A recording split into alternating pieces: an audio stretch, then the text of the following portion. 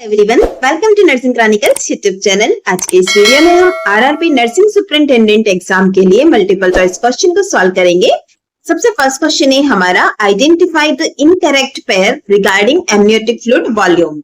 हमें यहाँ पर कुछ पेयर दिए गए, इसमें से एमनियोटिक फ्लूइड वॉल्यूम से रिगार्डिंग जो हमारा पेयर इनकरेक्ट है उसे आइडेंटिफाई करना है। Option A 12 week 50 ml amniotic fluid, option B है 700, option C 36 weeks 600 ml, option D है हमारा 20 वीक्स 400 ml। राइट आंसर रहेगा हमारा यहाँ पर ऑप्शन सी 36 वीक 600 ml जो एमनियोटिक फ्लूइड है वो हमारा यहाँ पर इनकरेक्ट पेयर है। चलिए हम यहाँ पर रेशनल देख लेते हैं। सबसे फर्स्ट हम देखेंगे यहाँ पर कि अमाउंट ऑफ एमनियोटिक फ्लूइड जो होता है गेस्टेशनल वीक के अकॉर्डिंग एमनियोटिक फ्लूइड का अमाउंट कितना होता है। सबसे फर्स्ट है 12 वीक 50 ml जो कि हमारा करेक्ट ऑप्शन था। 20 वीक के अंदर जो रहता है एमनियोटिक फ्लूइड का अमाउंट जो होता है वो अप्रोक्सीमेटली 400 ml होता है।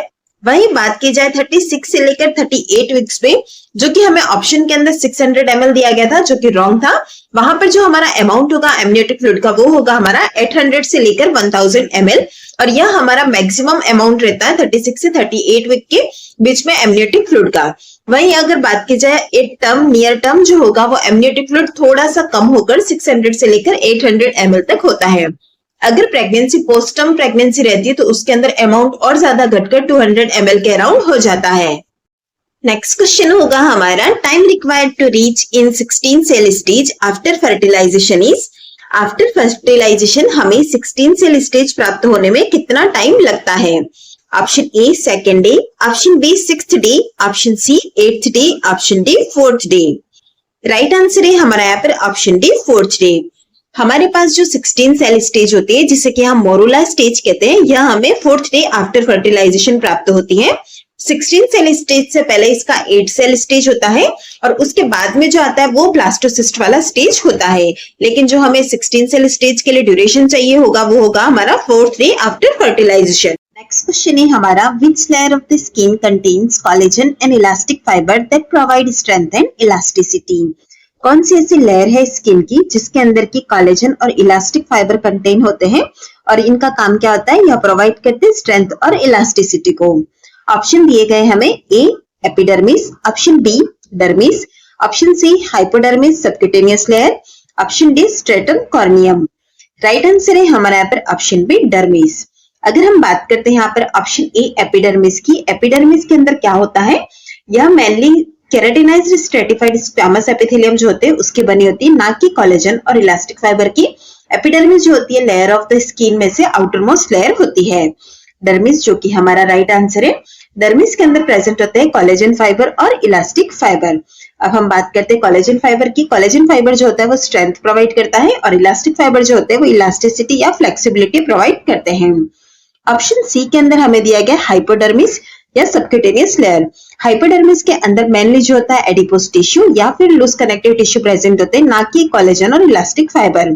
और लास्ट है हमारा स्ट्रेटम कॉर्नियम। स्ट्रेटम कॉर्नियम जो है हमारा outer most layer of the epidermis का ही पार्ट है। क्वेश्चन है हमारा, which skeletal complication is most commonly associated with untreated coeliac disease. निम्न में से कौन सा ऐसा स्केलेटल कॉम्प्लिकेशन है जो कि मोस्ट कॉमनली एसोसिएट करता है अनट्रीटेड सीलियक डिजीज के साथ में। Option A osteoporosis, option B osteoarthritis, option C gout, rheumatoid arthritis. Right answer है हमारा यहाँ पर option A osteoporosis. Untreated coeliac disease की वजह से कैल्शियम और विटामिन डी का माल एब्सॉर्प्शन होता है, जिसकी वजह से क्या होगा, हमारी जो बोन्स होती है उसका मिनरल डेंसिटी रिड्यूस होता है और उसकी वजह से ऑस्टियोपोरोसिस की कंडीशन डेवलप हो सकती है अगर हमने सीलियक डिजीज को ट्रीट नहीं किया तो। बाकी के ऑप्शंस भी हम देख लेते हैं। ऑप्शन बी के अंदर हमें दिया गया ऑस्टियोआर्थराइटिस। ऑस्टियोआर्थराइटिस माल एब्सॉर्प्शन से रिलेटेड नहीं है। ऑस्टियोआर्थराइटिस हमारा एक डिजेनरेटिव जॉइंट डिजीज है। ऑप्शन सी के अंदर आप देखेंगे गाउट। गाउट का जो कॉज होता है वो है हमारा यूरिक एसिड का मेटाबॉलिज्म, यह भी अनट्रीटेड सीलियक डिजीज से रिलेटेड नहीं है। और लास्ट है हमारा option D rheumatoid arthritis. Rheumatoid arthritis जो कि एक ऑटोइम्यून डिजीज है, यह भी हमारा सीलियक डिजीज से रिलेटेड डायरेक्ट कॉज नहीं है कॉम्प्लिकेशन का। तो इस तरह से आप देख सकते हैं हमें पूछा गया था अनट्रीटेड सीलियक डिजीज का स्केलेटल के ऊपर मोस्ट कॉमनली कॉम्प्लिकेशन कौन सा एसोसिएट रहेगा, तो वो है हमारा option A osteoporosis. Next question है हमारा, which of the following should not be used to clean a bed sore. Bed sore जिसे कि हम प्रेशर अल्सर या फिर डेकुबिटस अल्सर के नाम से भी जानते हैं, निम्न में से कौन सी ऐसी चीज है जिससे कि हम बेड सोर को क्लीन करने के लिए यूज में नहीं लेना चाहिए। Option A sterile normal saline, option B clean tap water, option C hydrogen peroxide, option D prescribed wound cleanser. Right answer है हमारा यहाँ पर ऑप्शन सी हाइड्रोजन पेरोक्साइड।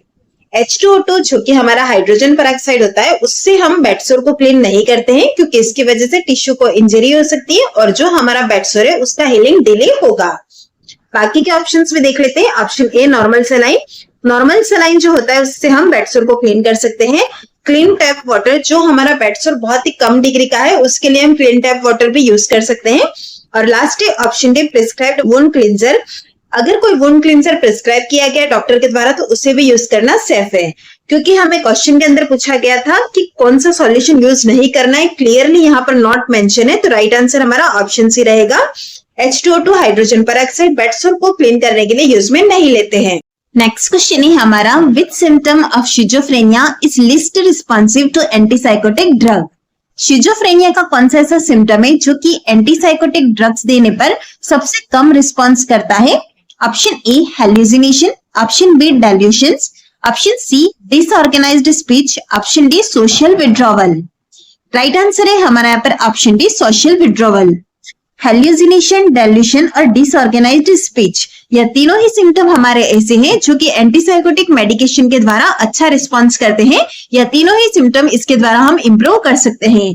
लेकिन जो हमारा सोशल विड्रॉवल होता है यह नेगेटिव सिम्टम है, एंटीसाइकोटिक थेरेपी से यह पुअरली रिस्पॉन्स करता है। सो इसलिए आप देख सकते हैं हमें पूछा गया था कि लिस्ट रिस्पॉन्स कौन सा सिम्टम करेगा, तो वो रहेगा हमारा ऑप्शन डी यानी कि सोशल विड्रॉवल। नेक्स्ट क्वेश्चन होगा हमारा, which of the following is not an adverse effect of lithium. निम्न में से कौन सा लिथियम का एडवर्स इफेक्ट नहीं है। Option A nephrogenic diabetes insipidus, option B tremor, option C hypothyroidism, option D hepatitis. Right answer है हमारा यहाँ पर ऑप्शन डी हेपेटाइटिस। अगर हम बात करते हैं यहाँ पर ऑप्शन ए की nephrogenic diabetes insipidus, nephrogenic diabetes insipidus condition जो होती है हमें एडवर्स इफेक्ट ऑफ लिथियम के साथ देखने को मिलती है। और वो किस तरह से डेवलप होती है, हमारे पास एक हार्मोन होता है एंटीडायूरेटिक हार्मोन जो कि किडनी उसके अगेंस्ट रिस्पॉन्स करती है, लेकिन लिथियम जो होता है उस रिस्पॉन्स को रिड्यूस कर देता है जिसकी वजह से नेफ्रोजेनिक डायबिटीज इंसिपिडस हो सकता है।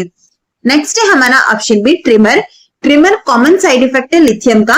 और फिर आता है option C hypothyroidism, lithium inhibit करता है T3 T4 के रिलीज को जिससे हाइपोथायराइडिज्म होने के चांसेस रहते हैं। तो इस तरह से आप देख सकते हैं एडवर्स इफेक्ट ऑफ लिथियम में हमें तीनों ही चीजें देखने को मिलती है। सबसे फर्स्ट है नेफ्रोजेनिक डायबिटीज इंसिपिडस, ट्रिमर और हाइपोथायराइडिज्म। लेकिन जो हेपेटाइटिस की कंडीशन होती है वो एडवर्स इफेक्ट के तौर पर नहीं देखने को मिलती है। लिथियम मेडिसिन हमारी हेपेटोटॉक्सिक नहीं होती है। नेक्स्ट क्वेश्चन है हमारा, which test differentiate central from nephrogenic diabetes insipidus. कौन सा ऐसा टेस्ट है जिसके द्वारा हम सेंट्रल और नेफ्रोजेनिक डायबिटीज इंसिपिडस को डिफरेंशिएट कर सकते हैं। Option A fasting blood sugar, option B water deprivation test, option C urine sugar test, option D ACTH stimulation test. Right answer है हमारा यहाँ पर option B water deprivation test. सबसे first आप देख रहे हैं यहाँ पर ऑप्शन ए को, जिसके अंदर दिया गया है फास्टिंग ब्लड शुगर, जिसका यूज किया जाता है डायबिटीज मेलाइटस को डायग्नोसिस करने के लिए, ना कि डायबिटीज इंसिपिडस को। सिमिलरली हम यूरिन शुगर टेस्ट जो होता है, जो कि हमें ऑप्शन सी के अंदर दिया गया है, इसका भी यूज डायबिटीज मेलाइटस को डायग्नोसिस करने के लिए किया जाता है। और ऑप्शन डी के अंदर हमें दिया गया है एसीटीएच स्टिमुलेशन टेस्ट, इसका यूज एड्रिनल फंक्शन को आइडेंटिफाई करने के लिए करते हैं।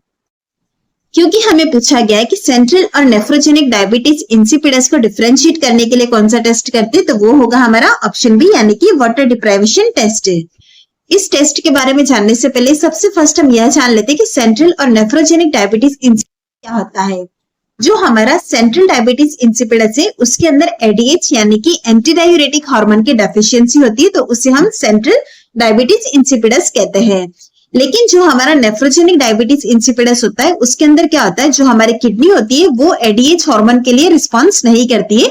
मतलब कि मेनली यहाँ पर रीनल का अनरिस्पॉन्सिवनेस एडीएच हार्मोन के लिए देखने को मिलता है, तो वो हमारा नेफ्रोजेनिक डायबिटीज इंसिपिडस कहलाता है। जब डायग्नोस होता है कि डायबिटीज इंसिपिडस है, तो उसमें हमें सेंट्रल और नेफ्रोजेनिक को डायग्नोस करने के लिए वाटर डिप्राइवेशन टेस्ट करते हैं। इस टेस्ट का जो रिजल्ट होता है उसे किस तरह से आप यूज में लेंगे, सबसे फर्स्ट डेस्मोप्रेसिन देते हैं, उसके बाद अगर यूरिन कंसेंट्रेट हो रहा है तो वो हमारा सेंट्रल डायबिटीज इंसिपिडस कहलाएगा। लेकिन हमारा यूरिन कंसेंट्रेट नहीं हो रहा है, कोई रिस्पॉन्स देखने को नहीं मिल रहा है, तो वो हमारा नेफ्रोजेनिक डायबिटीज इंसिपिडस होता है। तो इस तरह से आप इस टेस्ट के द्वारा आइडेंटिफाई कर सकते हैं कि सेंट्रल है या फिर नेफ्रोजेनिक डायबिटीज इंसिपिडस प्रेजेंट है।